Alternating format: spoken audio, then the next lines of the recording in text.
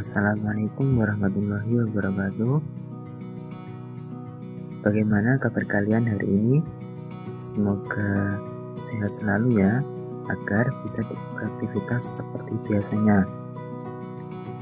Pada kali ini saya, Irfandi Budi Santoso dari Biologi 6B akan menyampaikan materi tentang Kingdom Animalia. Nah, hewan adalah organisme eukariotik, multiselular, dan heterotropik dengan jaringan yang berkembang dari lapisan embrionik. Hewan berbeda dengan tumbuhan yang dapat menghasilkan molekul organik melalui peristiwa fotosintesis. Hewan harus mengkonsumsi molekul organik dengan memakan organisme hidup lain atau menelan molekul organik tak hidup, seperti dengan memakan tumbuhan maupun berburu hewan lain. Secara garis besar, Kingdom Animalia dikelompokkan menjadi Avertebrata dan Vertebrata.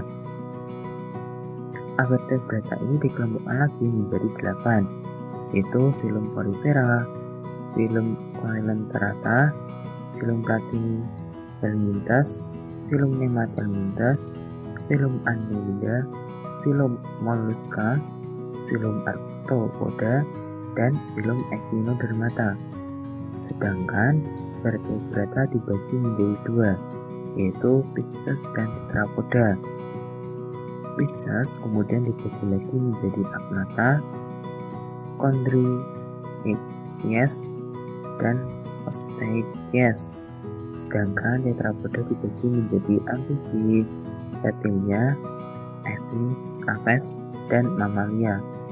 Kemudian, apa saja sih ciri-ciri dari Kingdom Animalia ini? Nah, yang pertama, semua organisme yang termasuk ke dalam Kingdom Animalia merupakan organisme eukariotik. Yang kedua, organisme yang termasuk dalam Kingdom Animalia merupakan multiselular karena tubuh hewan disusun oleh miliaran sel yang memiliki membran nukleus dan sistem endomembran. Yang ketiga, Animalia tidak mempunyai dinding sel karena hewan memiliki banyak sel otot untuk pergerakan dan sel saraf untuk merespon, sehingga hewan tidak memiliki dinding sel. Hal ini disebabkan hewan bergerak dari satu tempat ke tempat lain, sehingga hewan memerlukan sel yang lebih fleksibel dari tumbuhan. Namun hewan ini hanya memiliki membran sel. Yang keempat, Animalia dapat bergerak aktif. Seperti yang kita lihat bahwa hewan dapat bergerak bebas, tidak seperti tumbuhan yang hanya bergerak di tempat atau yang bisa disebut dengan gerak pasif. Yang kelima, tidak berklorofil sehingga bersifat heterotrof, yaitu dalam artian tidak bisa menghasilkan makanan sendiri, jadi harus memakan energi dari makhluk hidup lain.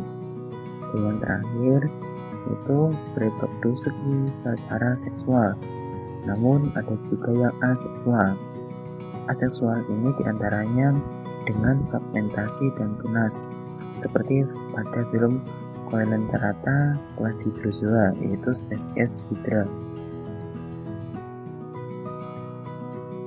Seperti yang saya jelaskan tadi, bahwa klasifikasi Kingdom Animalia dibagi menjadi Avertebrata dan Vertebrata.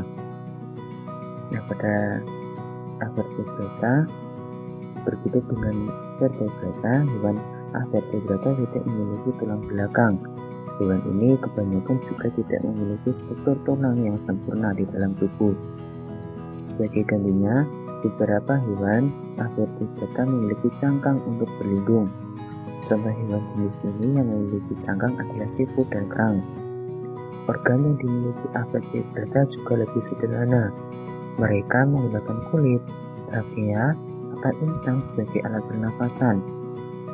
Peredaran darah pada hewan tanpa tulang belakang termasuk dalam peredaran darah terbuka. Darah akan didistribusi langsung tanpa menggunakan pembuluh darah. Kebanyakan hewan Avertebrata berkembang biak secara aseksual.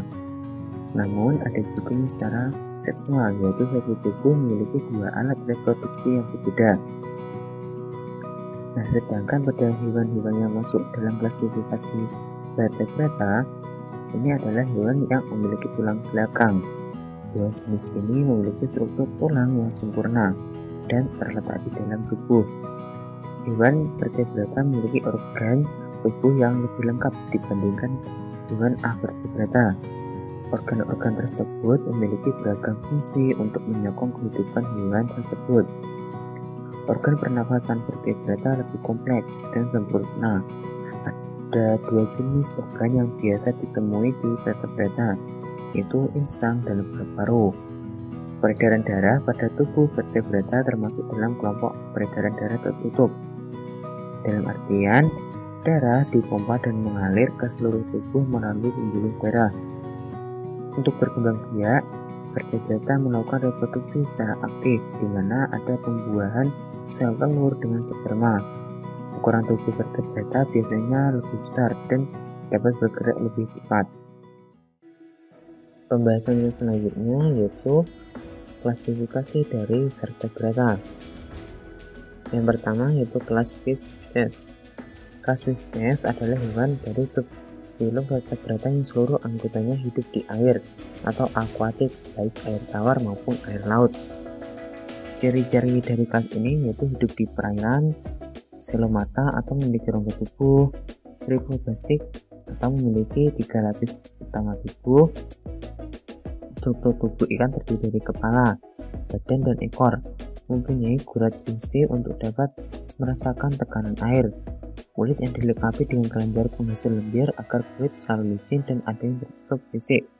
Ikan juga pada umumnya memiliki kulit yang sangat berguna untuk menutupi tubuh serta dengan sekresi kelenjar berlendir yang akan mengurangi gesekan tubuh ikan dengan air. Juga hampir seluruh ikan memiliki sisik yang berhubungan dengan sekresi kelenjar lendir membentuk lapisan yang nyaris tahan air. Yang selanjutnya yaitu bernafas dengan menggunakan insang yang berbentuk lembaran-lembaran tipis berwarna merah muda dan juga selalu lembab. Jantung terdiri dari 2 ruangan yaitu 1 serambi dan 1 bilik. Sistem peredaran darah tertutup yaitu peredaran darah yang dialirkan melalui pembuluh darah yang ada dalam tubuh. Alat pencernaan lengkap, poikiloderm atau bedah dingin, artinya suhu tubuh dipengaruhi oleh lingkungan. Yang selanjutnya yaitu Dioecious atau memiliki alat kelamin yang terpisah, alat ekskresi berupa ginjal, reproduksi seksual dengan fertilisasi internal atau eksternal, dan yang terakhir yaitu berkembang biak dengan cara bertelur. Nah, untuk peranan dari kelas Fishes ini, yang pertama yaitu menjaga keseimbangan ekosistem perairan, karena posisinya sebagai komponen biotik yang menempati tingkatan tropik tertentu dalam rantai makanan. Yang kedua yaitu sebagai sumber protein, terutama omega yang bermanfaat meningkatkan kecerdasan, seperti ikan salmon, tenggiri, ikan sarden, dan ikan tuna yang kaya akan asam lemak omega 3. Yang ketiga yaitu dagingnya mengandung asam lemak jenuh. Lemak tak jenuh ini dapat membantu meningkatkan kolesterol baik, mengurangi kadar kolesterol jahat, dan membantu menjaga kesehatan jantung. Yang keempat yaitu tulang ikan dapat dimanfaatkan sebagai tepung ikan dan bahan pembuat lem. Dan yang terakhir yaitu sebagai hewan peliharaan dengan ditempatkan di akuarium.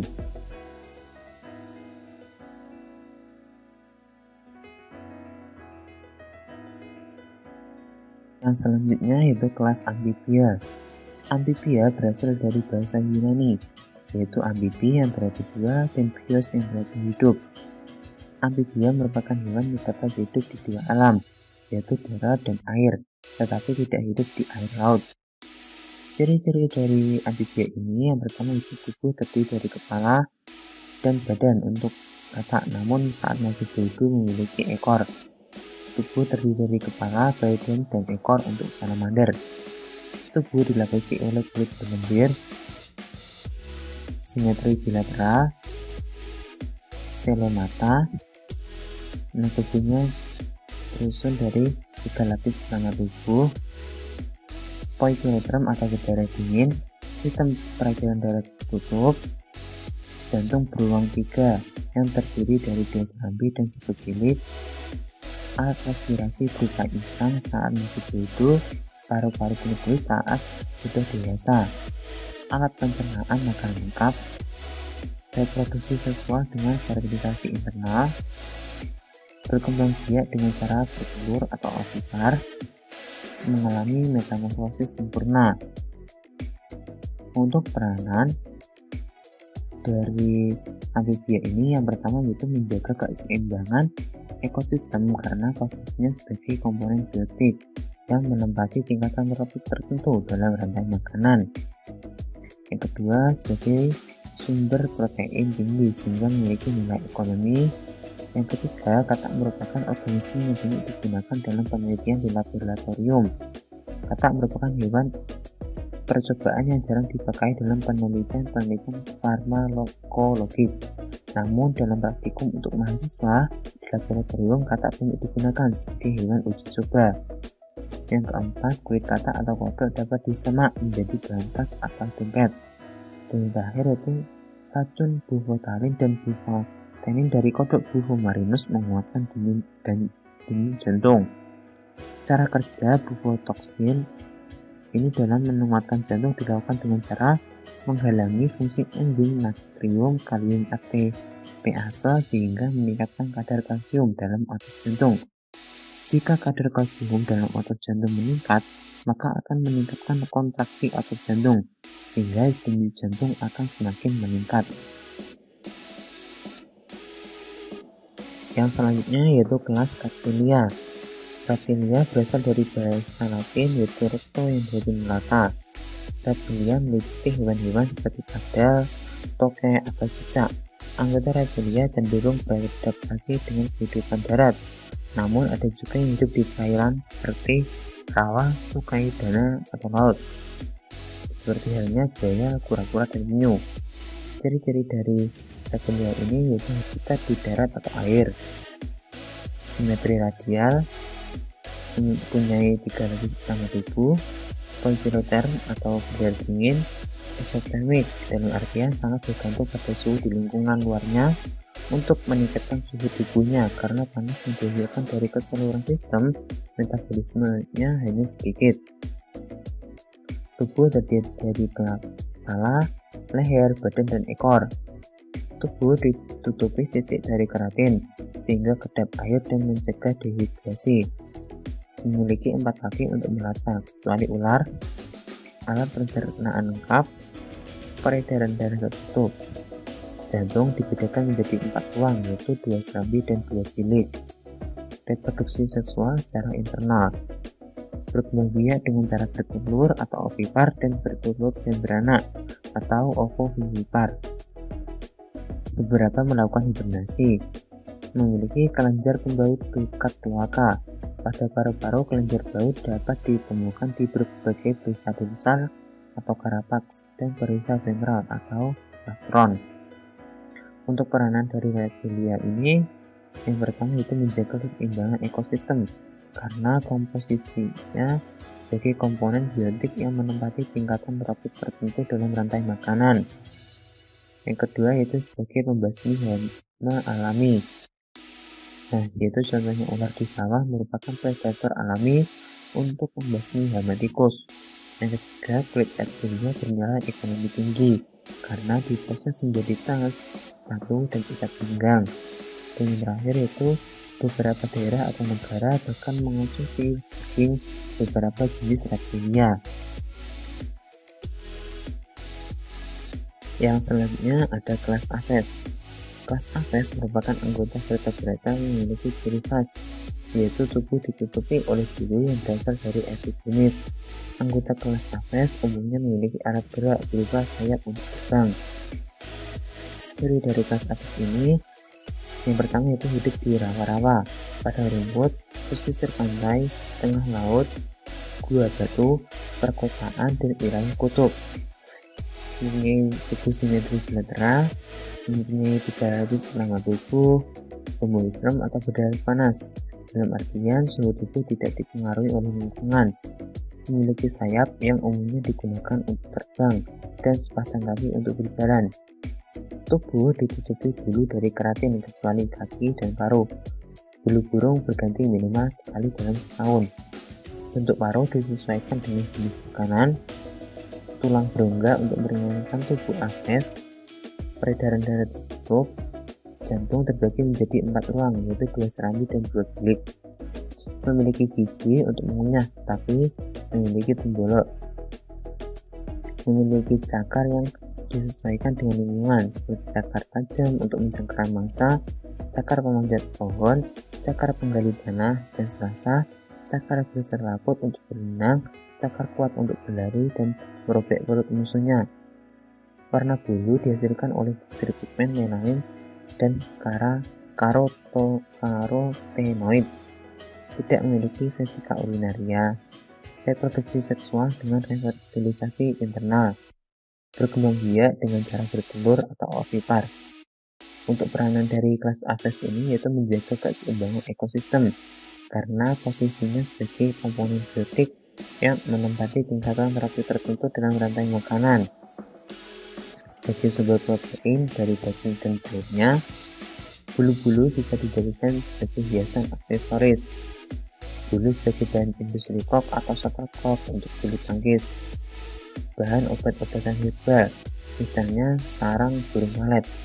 Seperti dalam pengobatan kanker, obesitas, kesehatan perut, dan lain sebagainya.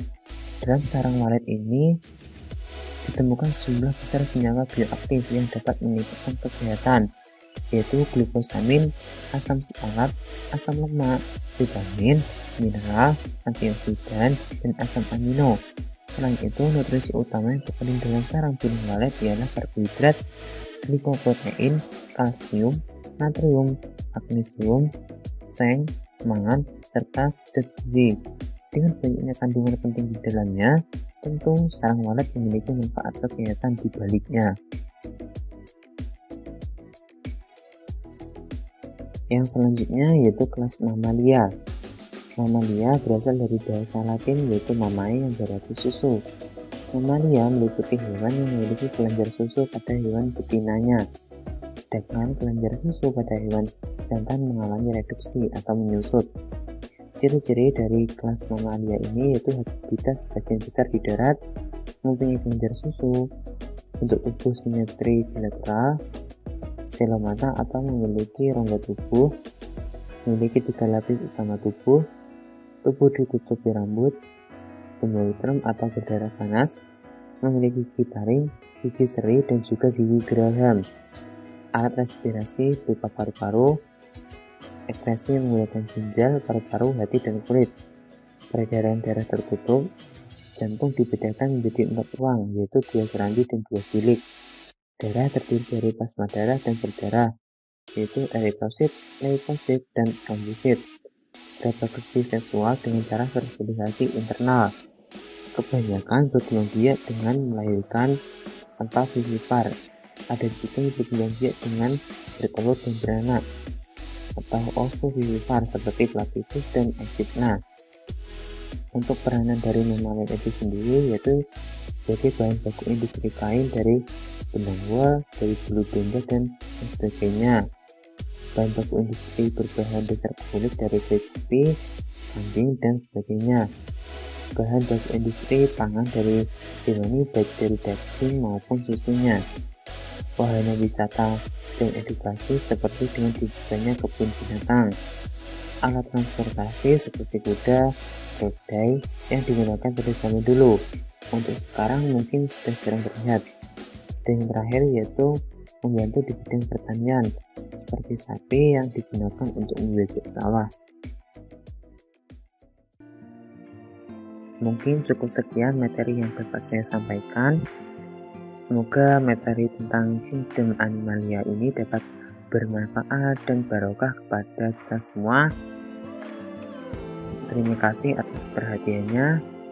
Assalamualaikum warahmatullahi wabarakatuh.